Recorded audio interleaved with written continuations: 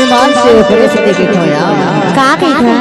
यदि रात भाने गाने मांगा माया ने पूछा था दारू नहीं पियाई मांगा माया ने पूछा था दारू नहीं पियाई रात भर गाने जाए माया ने पूछा था दारू नहीं पियाई रात भर गाने जाए माया ने पूछा था दारू नहीं पियाई पूछा था दारू नहीं पियाई पूछा था दारू नहीं पियाई पूछा था दारू नहीं पियाई पूछा था दारू नहीं पियाई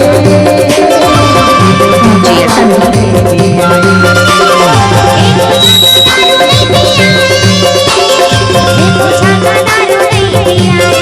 जी ऐसा नहीं पियाई बता तो और रात भर हमार मल्ला करवा घलोना चाहिए हाँ पर हर देने मोही को छक्का दारू घलो तक नहीं भी आए ऐसे इतना खुशी के माहौल में अरे ही जन्मदिन के सब अवसर माते हैं को छक्का दारू घलो नहीं भी आए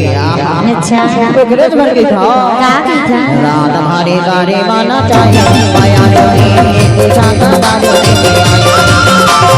रात भरे गाने माना चाहिए माया ने छक्का दारू नहीं भी आए रात भर गाने जाए माया ने पूछा था दारू नहीं पियाई रात भर गाने जाए माया ने पूछा था दारू नहीं पियाई जी ऐसा नहीं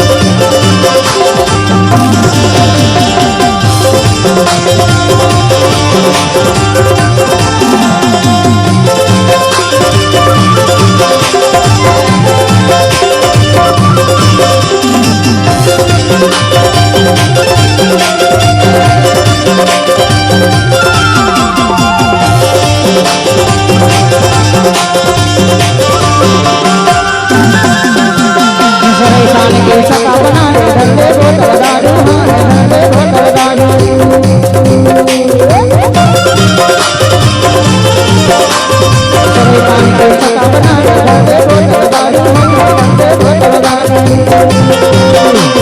तेरा तेरी बैठ दिया तेरा तेरी बैठ दिया मोरे दारू हमारे छक्का दारू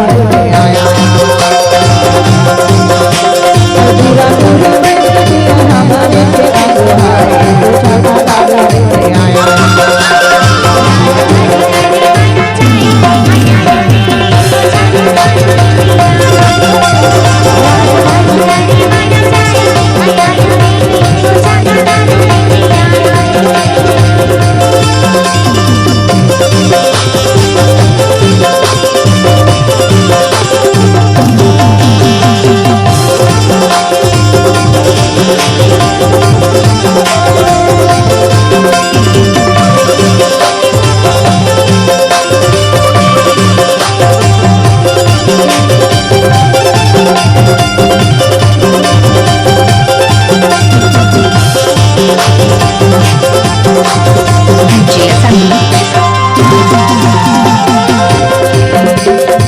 गलियां में तेरे झूला में तेरे हाथ वो झूला में तेरे